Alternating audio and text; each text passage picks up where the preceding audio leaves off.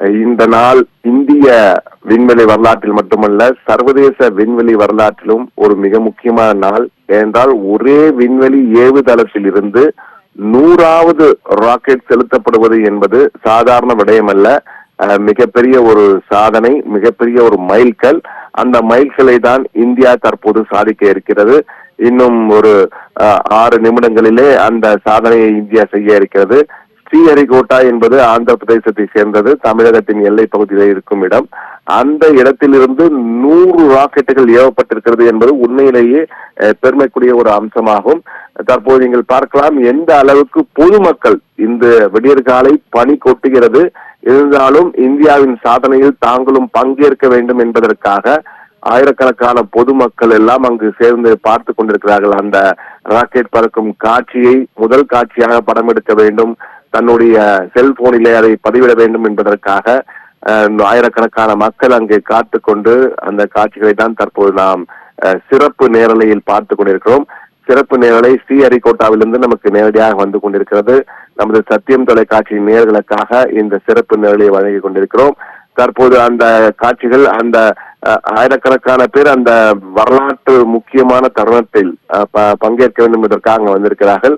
இந்த GSLV F-15 rocket என்பது இந்தியாவின் மிகப்பெரிய ஒரு சிறந்த ராக்கெட்டுகளில் ஒன்று. அந்த ராக்கெட் தான் தற்போது விண்ணில் சுமந்து செல்ல இருக்கிறது. 420 டன் எடை கொண்டது இந்த ராக்கெட்.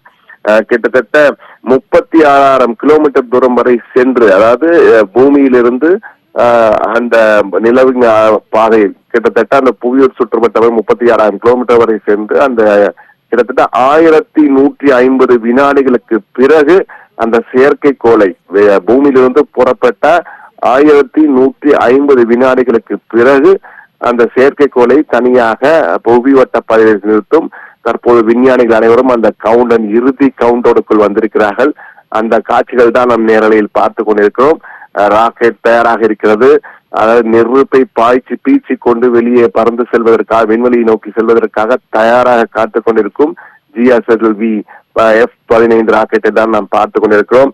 சரியாக சொல்ல வேண்டும் என்றால் ஆகஸ்ட் 10, 1979 46 ஆண்டுகளுக்கு முன் SLV satellite launch vehicle SLV-3 என்பதுதான் முதலாக ஸ்ரீஹரிகோட்டாவிலிருந்து செலுத்தப்பட்டது. முதல் ராக்கெட் இந்தியாவுக்கு தோல்விதான். அது பறக்கும் போதே வெடித்து சிதறியது. ஆனால் அதற்கு பின் தொடர் முயற்சியின் காரணமாக இஸ்ரோ, இந்திய விண்வெளி ஆராய்ச்சி கழகம் பல்வேறு சாதனைகளை தொடர்ந்து படைத்து அதனுடைய முயற்சியால், பல்வேறு தலைவர்களின் முயற்சியால், இஸ்ரோ தலைவர்களின் முயற்சியால் தற்போது இந்த மாபெரும் மைல்கல்லை எட்டி இருக்கிறது. இதன் மூலம் விண்வெளி வரலாற்றில் மட்டுமல்ல, விண்வெளி துறையில் ஒரு வல்லரசாக இந்தியா தன்னை நிலைநிறுத்திக் கொண்டிருக்கின்றதான் கூற வேண்டும்.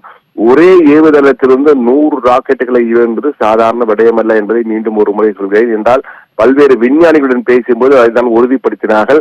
அதுவும் ஒரு கன்னியாகுமரியை சேர்ந்த, தமிழ்நாட்டின் கன்னியாகுமரியை சேர்ந்த ஒருவர், டாக்டர் வி நாராயணன், தற்போது இஸ்ரோ தலைவராக கடந்த ஜனவரி 13ஆம் தேதி தான் பதவியேற்றார். அவர் பதவி பொறுப்பேற்ற பிறகு நடைபெறும் முதல் லான்ச். இது மிக முக்கியமான ஒரு சவாலான லான்ச், ஆனால் வரலாற்று தருணம். எனவே இந்த தருணத்தில் மிக சிறப்பாக செயல்படுகிறோம் என்று அவரிடம் நேற்று நாம் ஒரு மின்னஞ்சல் மூலமாக ஒரு கேள்வியை எழுப்பியிருந்தோம். இந்த லான்ச் குறித்து நீங்கள் என்ன நினைக்கிறீர்கள்? 100வது லான்ச் என்று கூறுகிறார்களே, நீங்கள் என்ன நினைக்கிறீர்கள் என்று. இன்னும் 2 வினாடிகள் தான் இருக்கின்றன, விண்ணில் பறப்பதற்கு தயாராக இருக்கிறது. அப்பொழுது அவர் எல்லா லான்ச்சுகளும் ஒரே மாதிரி, இதற்காக தனியாக ஒன்றுமில்லை, எல்லாம் ஒன்றுதான் என்று கூறினார். தற்போது 2.5 நிமிடங்கள் தான் இருக்கின்றன. அந்த கட்டுப்பாட்டு அறையிலிருந்து நமக்கு நேரலை காட்சிகள் வந்து கொண்டிருக்கிறது. அந்த நேரலை காட்சிகளை தற்போது பார்க்கிறோம். முன்னாள் இந்நாள் தலைவர்கள் எல்லாம் தற்போது, இஸ்ரோவின் தலைவர்கள் எல்லாம் தற்போது தயாராக பார்த்து கொண்டிருக்கிறார்கள்.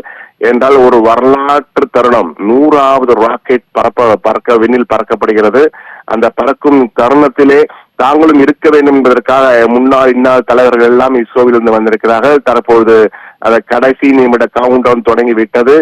நேரலை காட்சிகளை பிரீத்தாக அந்த கவுண்டவுன் சத்தத்துடன் தற்போது அந்த காட்சிகளை நாம் பார்ப்போம்.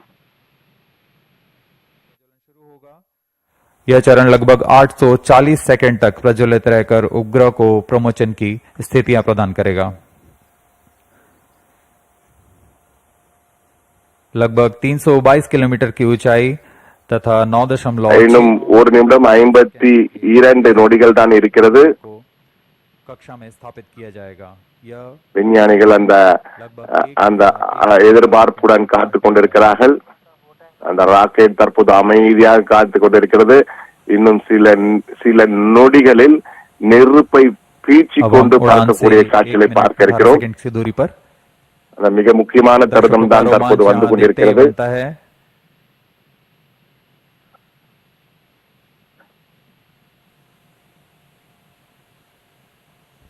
All stations stand by for the time mark. T-1 minute. Sharp surround. அந்த நேரலை காட்சிகளை தற்போது நாம் பார்த்துக் கொண்டிருக்கிறோம். -50 seconds. दर्शकों के लिए जानकारी के लिए बता दें, इनमें सबसे पहले T-4.8 सेकंड्स पर चारों L40 தற்போது 56 நொடிகள்.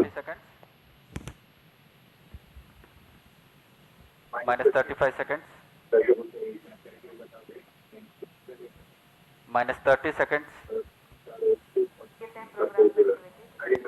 -25 seconds.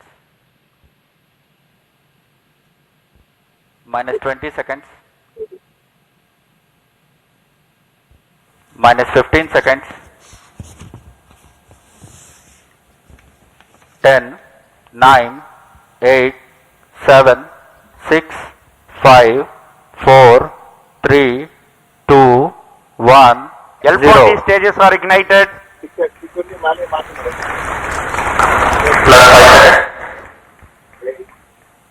பாய்ந்தது ராக்கெட், விண்ணில் பாய்ந்தது. இந்தியாவின் வரலாற்று சாதனையில் இந்தியா இடம்பெற்றது.